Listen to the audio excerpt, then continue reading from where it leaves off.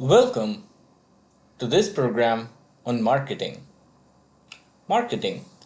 We've all heard this term so many times. Uh, we've heard about sales and marketing, we've heard about digital marketing, we've heard about marketing research, and we've heard about marketing and advertising.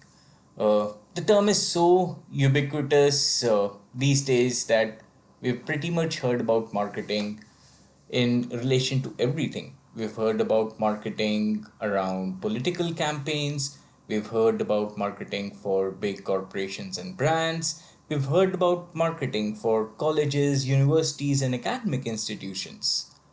Well, if marketing is so prevalent, then why do so few people really know what marketing is?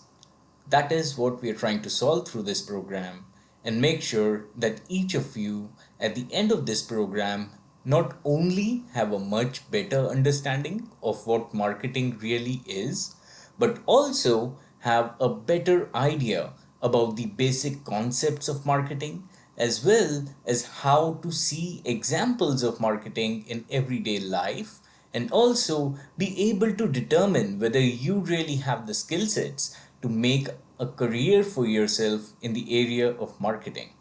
So, without further ado, let's get started. Let's try to answer the question: what is marketing? For years, we've been thinking about marketing as a way of getting people to do things that they would not otherwise do and somehow convincing them to do those same things. But like everything else, before we get started, let's first look at a meme.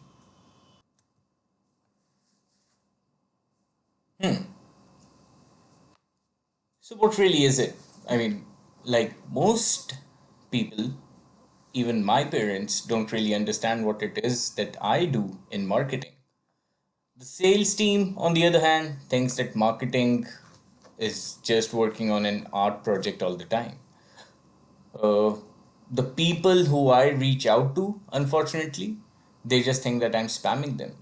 And to be quite honest, sometimes even I'm not sure what I'm doing. The CEO thinks we actually spend a ton of money. Well, that's not completely untrue. A lot of the no, other departments think that we're just going out on wild goose chases all the time. But at the end of the day, we know that marketing is required to put in a lot of effort and make sure that it is doing its bit in supporting the growth of revenue or driving actual sales for any organization. Well, fun aside, let's actually look at a more important question. Before we ask what marketing is, we should be asking why do we need marketing? There is a reason why any single corporate function exists. For example, the production or engineering teams exist because they need to be able to create a product. Your sales team exists because they need to be able to sell that product, or you need someone who is selling that product to the final customer.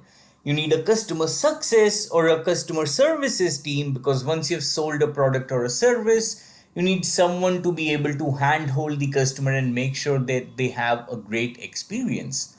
Well, if all of those teams are already there, then what is it that the marketing team is really doing? If the engineering team is creating the product and the sales team is selling the product and the customer success teams take care of the customer afterwards, then what really is the role for marketing? Well, marketing comes into existence primarily because of the customer. If there was no customer, there would be no need for a marketing team. Well, to be quite honest, if there was no customer, there would not be any requirement for a business in the first place. But it is the customer which the marketing team solely and wholly focuses on. And the reason why marketing teams need to focus on the customer is because the single biggest role of the marketing team, of any marketing team, is to help the customer, is to create a relationship between the company and the customer, is to create a understanding, a translation between what the company does and what the customer needs, is to create that bond or that trust and loyalty between the customer and the products or the services which they are buying. And all of that is based on one single word: value.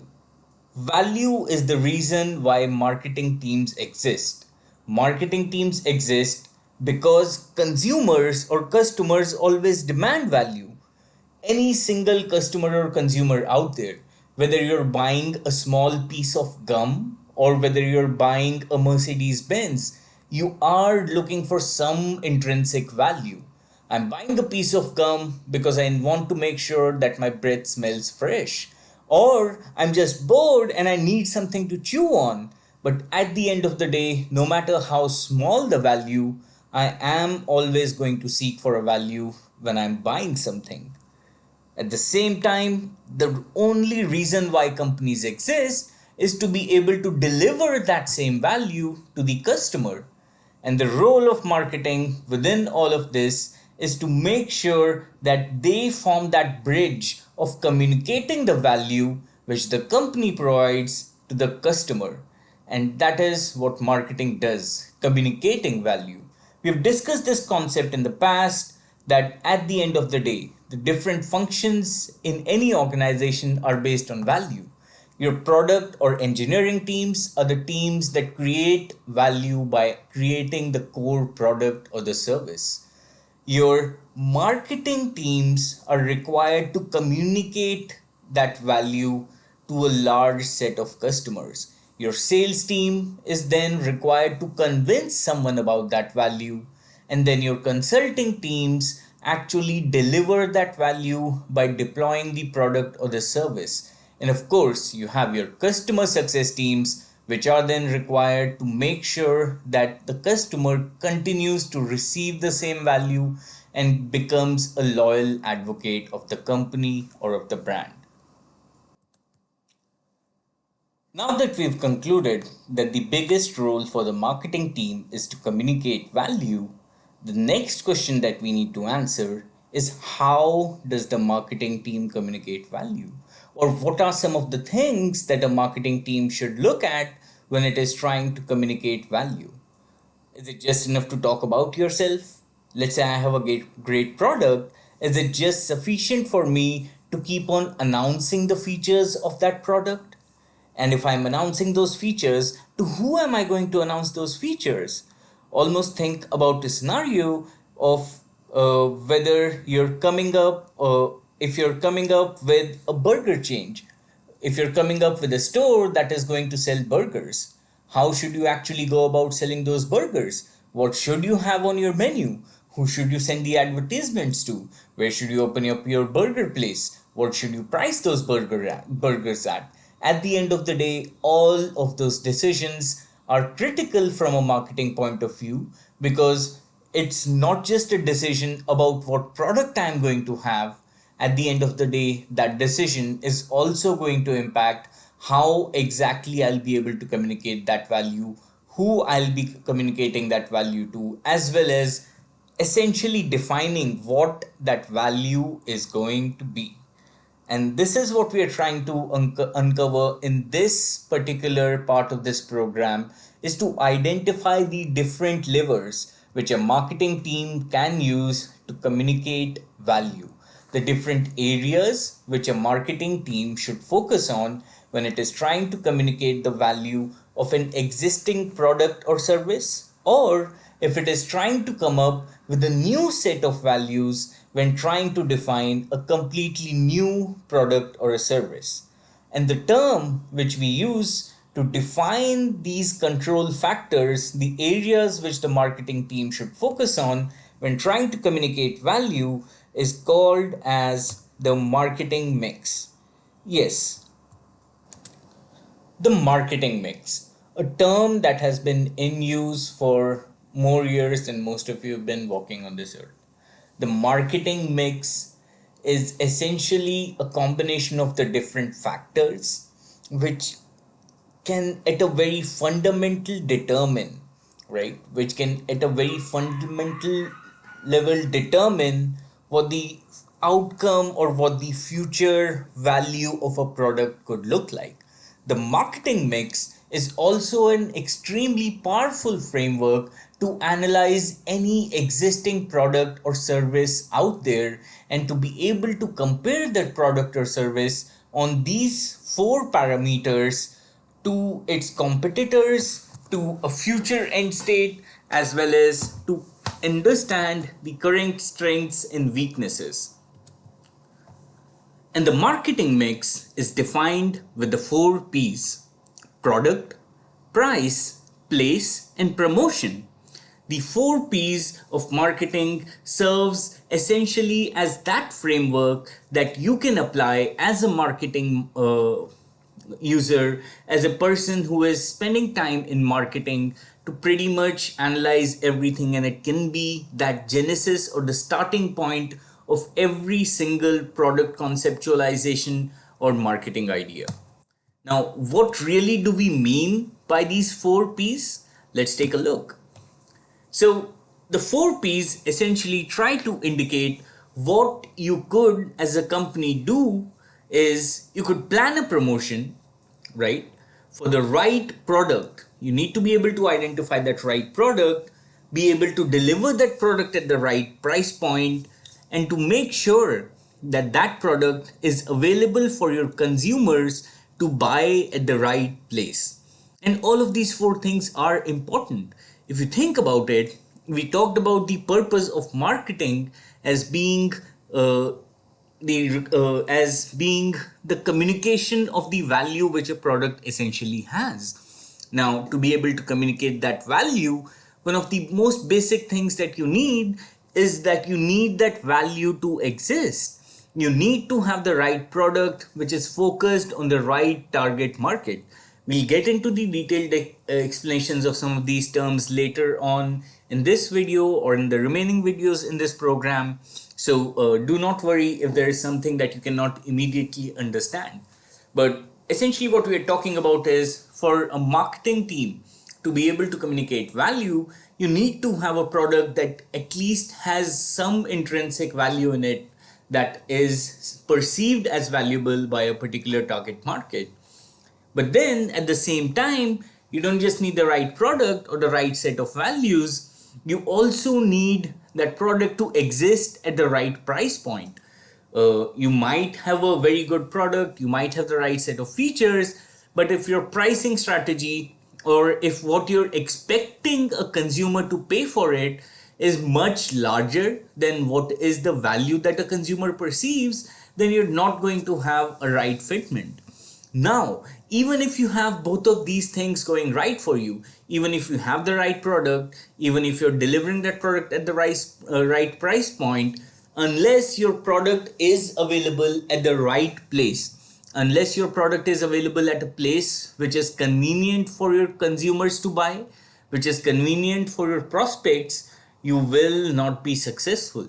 Now, even if you have the right product, even once you have the right price, and even if your product is available at all the right places, you still need to go out and ensure that now you take all of these, the right product, the information on the right pricing, as well as indications about the right place, and wrap all of that into an accurate promotion that is being delivered through the right marketing channels to the right intended audience. And this is essentially that extremely basic framework of marketing, which the four P's or the marketing mix can help us understand and can help us evaluate. So what we'll do next is we'll start looking at each of the P's, starting with product, then moving on to price, place, and promotion. And we'll try setting these in context using examples from everyday life. So with this, let's jump right in. Product. The product, the first P, tries to answer the question around what is the ideal service that you want to offer as a product or a service to the market. Now, there are a couple of different questions that need to be answered in here, starting with need identification. You want to answer questions such as what does my customer really want? And if these are the set of features which my customer really wants, then what are the features that I need to deliver so that I am able to meet the wants and the needs of the customers? You need to answer questions around usability and design. Where will the customer be using my product? Are there some physical attributes that my product requires? For example, there's a reason why a can of Coke and a plastic bottle of Coke both exist. They both exist because they have slightly different use cases. Although both of these are mobile formats of consumptions, you will see both of these getting sold in the marketplace right next to each other. And the reason why both of these are available is because the needs of the user that they serve are slightly different. You also need to answer questions about the brand value. If I am deciding to offer a particular product or a service, what is the unique value proposition that I'm offering? What is that unique differentiating factor about my product that will help me punch above the weight, that will help me differentiate myself versus all the other competition out there? Let's take a look at an example. The Expert Rich Creme as well as the L'Oreal hair color are both hair colors that are predominantly available across almost all cosmetic and hair color retailers in the country. However, both of these products focus on completely different needs, despite both of them being almost exactly the same product. At the end of the day, the product is a hair color. How could the need be so different? Well, the need is different because these both products focus on completely different target markets. The first product focuses on a target market of people, predominantly women, who have graying hair. They focus on people and women whose hair is, who along with aging have graying hair and want to cover that graying hair with a layer of color. On the other hand, the L'Oreal Paris brand focuses on people who just want to experiment different hair colors. Their issues are not so much so real related to graying hair, but their target audience primarily wants to use hair color for the purpose of experimenting with different hair colors. And that is one of the reasons why you will hardly see a model put up on the package in a Godrej Expert Rich Cream packaging, because they're not really looking at models. They do not want to show a very fancy model face and lose the touch with their target audience, which is essentially people in the age group of 30 to 50 years old, versus L'Oreal Paris. Their target age group is relatively much younger, and they want to use those attractive faces to make sure that the audience is able to connect with the fact that they're not just, using hair color to cover up the grays. They're using that hair color to get a different identity, to get a better look, to get a better appeal. And this is essentially a very basic example to help you understand how two extremely similar products could be serving completely different needs. We also talked about usability and design. You've all seen these point and shoot cameras, and we have also seen friends who lug around huge and heavy DSLR cameras, right? Now, the main difference between both of these cameras, in addition to the ability to take a picture, is how the user wants to take a picture. Both of these cameras, given today's technology, whether you're using a digital single lens reflex or whether you're using a point and shoot camera, both of these cameras can deliver good image quality because good image, digital image capture has advanced to that level. However, both of these cameras offer completely different usability experiences, which result into a completely different product design as well as into a completely different product experience. The point and shoot camera promises to deliver 20 megapixel with 10x optical zoom, as well as a huge amount of storage space, and all that you really need to do to click a picture is it's as easy as taking a picture on your smartphone, as easy as just pressing. On the DSLR, this camera appeals to the usability requirements of a more advanced user. An advanced user who'd really like to play with all the options out there, who'd really like to try on a different set of lenses for every single shot they're taking. And hence, it is the usability requirement that essentially deliver the product offering, although at the end of the day, both products still at only take pictures. We also talked about the brand value and the unique value proposition. Now, what is the first thing that comes to your mind when you hear the word Tesla?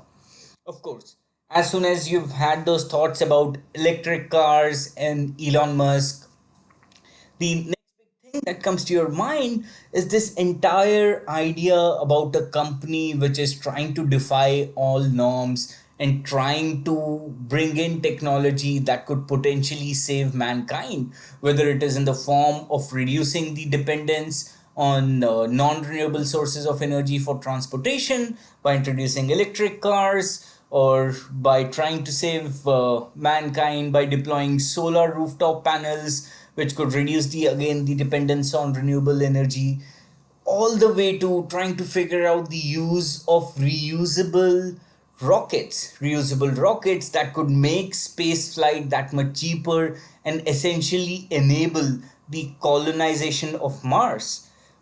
All of those ideas get packed into one single brand name. And that is why, if you ever see an ad for a Tesla, you'll not just think about a car, you'll think about a car that could pretty much save mankind. On the other hand, you have the International Renewable Energy Agency. Well, other than the name, pretty much nothing else comes to mind. The International Renewable Energy Agency has been in existence for more than a decade now, but pretty much no one knows about them.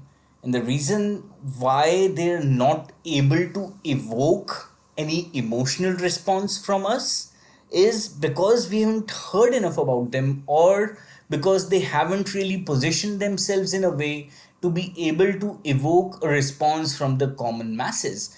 Tomorrow, if I see an advertisement from the International Renewable Energy Agency, it's unlikely that it will get me to act in the right direction. However, if I see an ad from Tesla with Elon Musk asking me to go and plant a tree because that is what will help cut down global warming, there's an extremely high likelihood that I'll go and do exactly just that. Continuing the discussion on brand value and unique value proposition, we also have to give credit to Volvo. Volvo is one of the car manufacturers that has completely dominated in a world full of car manufacturers, the space of safe vehicle. That is what Volvo has dominated. When you think about Volvo, the first thing that comes to your mind is safety. They could have competed on so many other parameters. They could have competed on the parameters of creating a really luxurious vehicle. They could have competed on the parameter of creating a vehicle that is more economical. But then they just picked the space of safety and they competed on that. And hence, when you're creating a product, when you're thinking about the right product, you also want to spend that time and figure out what is that unique value proposition that you can offer, which not just helps you create a memorable image like Tesla has done, but can also help you occupy a unique value proposition like what Volvo has done on the attributes of safety. Let's look at the next. Next, we'll talk about price. The question we want to answer with price is, how do you price a product so that you're able to maximize sales volumes? And to maximize sales volume, you essentially want to make sure that the maximum number of people actually see value in buying your product or service. And at the same time, how do you make sure that there is sufficient difference between your price and your cost for you to be able to generate the maximum amount of profits? Now, the different things that you need to look at when you're thinking about price as a parameter is, you need to think about the value perception, which is essentially when you're deciding the price, you cannot just price your products or services at any particular value. You need to keep in mind the value perception of the customer or value perception of the market. What is the perceived value of the product to the consumer? At the same time, you also need to think of whether or how price sensitive the consumer is for respect to that particular product. For example, take the example of a essential utility such as gasoline or petrol, right? Even if the price of petrol or gasoline keeps going up gradually, the market is extremely price insensitive purely because it is such an essential commodity. Even if the price of petrol goes up or gasoline goes up by a dollar, dollar and a half, $2 even, it's unlikely to deliver a strong decline in the consumption, at least from a large set of consumers, because it is that essential of a good or a service. The other aspect that you need to think about when you're thinking about price is the competition. You need to keep in mind of what the comparable price points are, what type of pricing strategies your competitors are deploying. For example, you'll always see a huge amount of price correlation or a price comparison between different fast food joints such as a McDonald's or Burger King or a Pizza Hut and a Domino's. The reason is because they are selling extremely comparable products and services, and hence they cannot really justify the reason for having completely different price points. The third thing that you want to think about is price value linkages. And the high level question that you want to answer here is, how much does price impact the value and the quality perception of the products and services that you're talking? Let's take a look at a couple of examples. Think about the value perception. Now, this data, it showcases the cost of placing a phone call per minute, and as you can see, the cost has been declining, right? Uh, and the reason for that is that there are just so many options available. Telecom carriers are unable to charge a premium for making regular phone calls because the options for two people to be able to communicate are far more today than they were 10 years ago.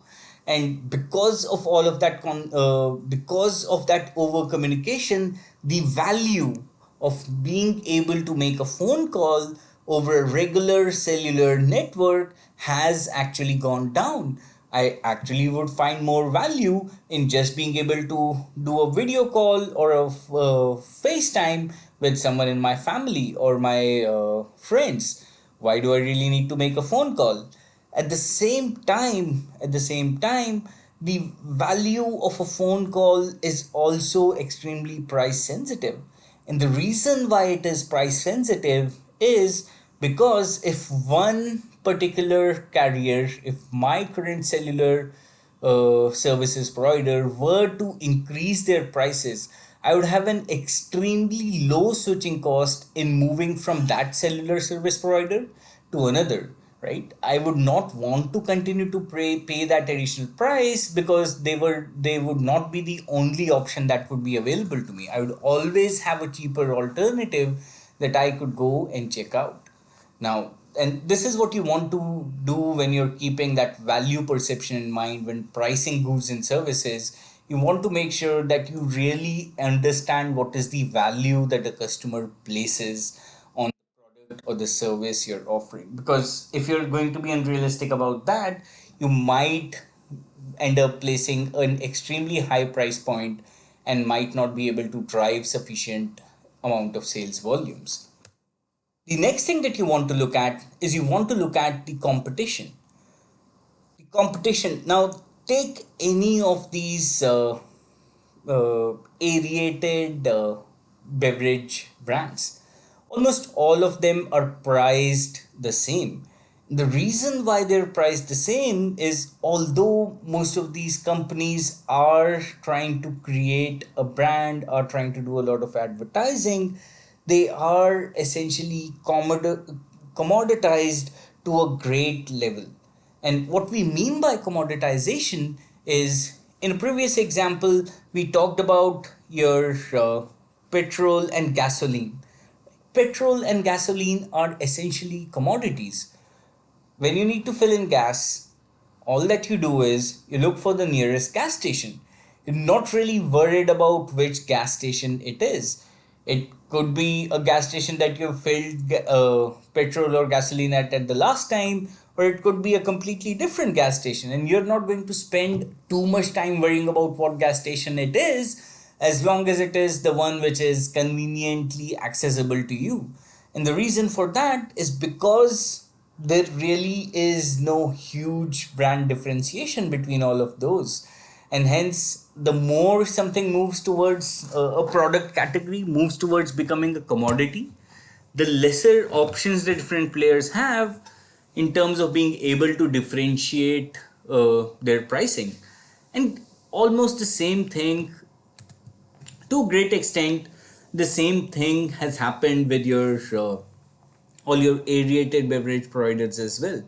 At the end of the day, most of these aerated beverages get used as mixers or get used as you know the base in which other drinks are made, other mocktails or cocktails get made, and hence they don't really have a lot of differentiating factors other than something which a brand might try to add, other than something which a brand might try to create.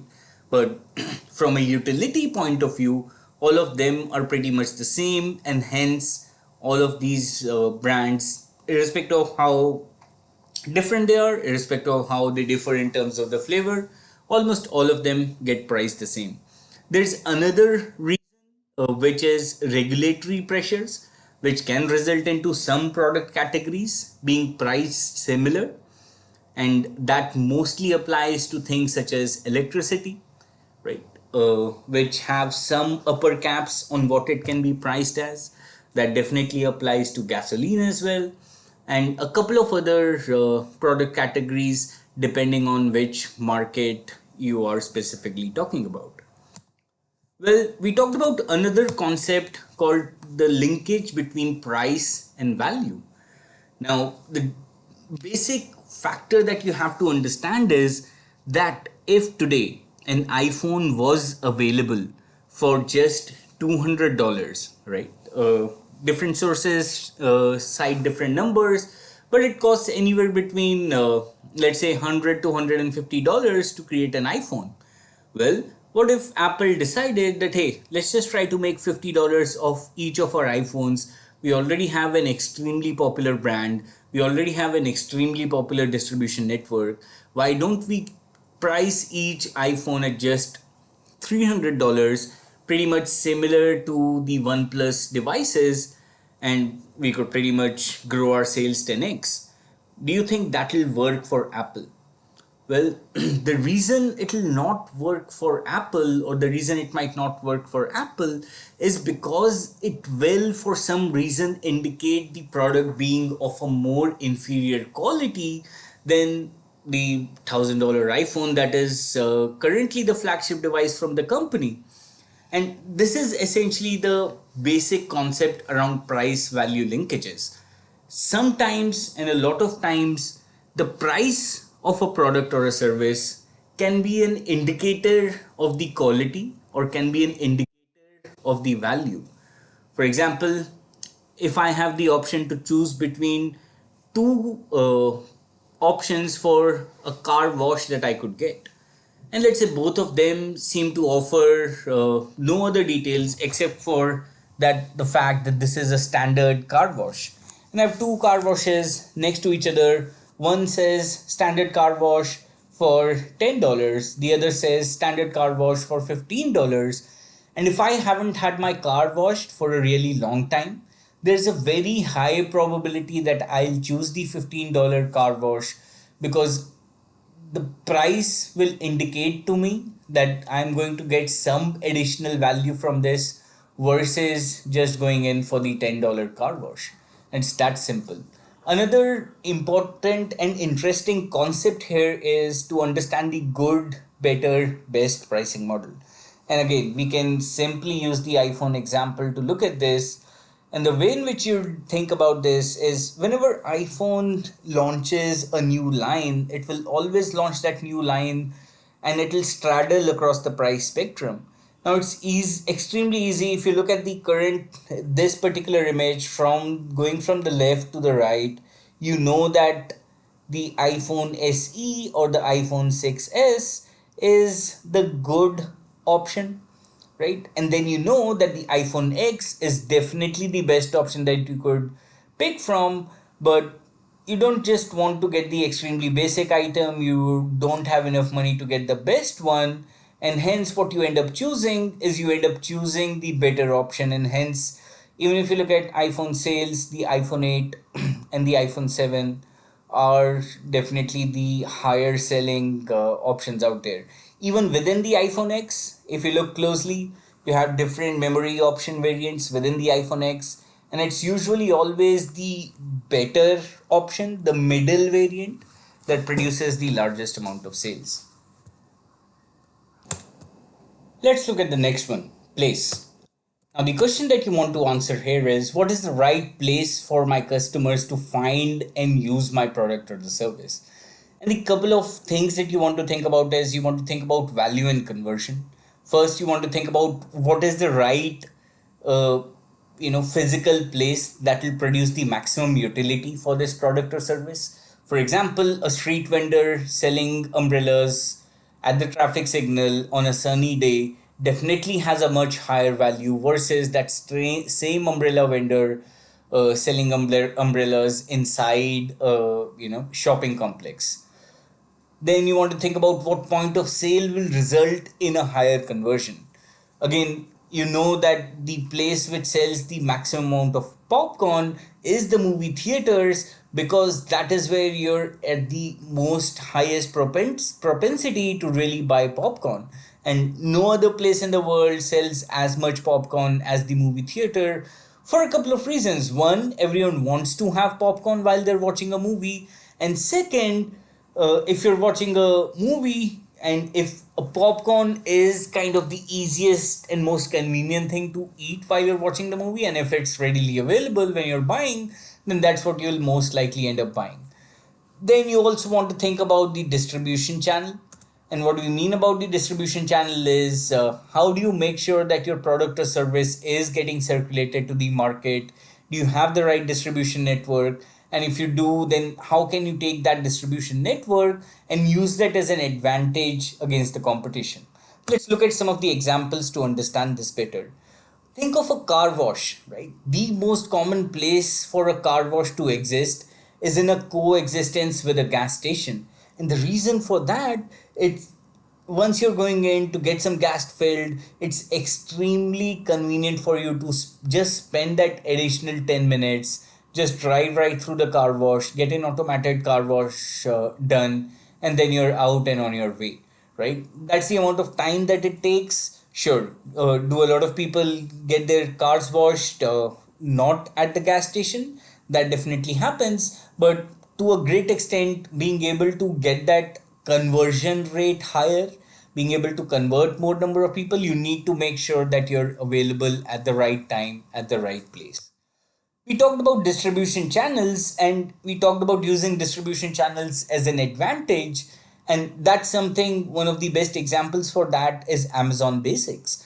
Amazon Basics is a private label line of products, mostly electronics products, started by Amazon, and without any surprise, it sells on Amazon.com because Amazon already knows that they have an extremely successful e-commerce website, which are literally hundreds of thousands of people check out every single second. And if that's the case, why don't they just start selling their own products using their own distribution channel?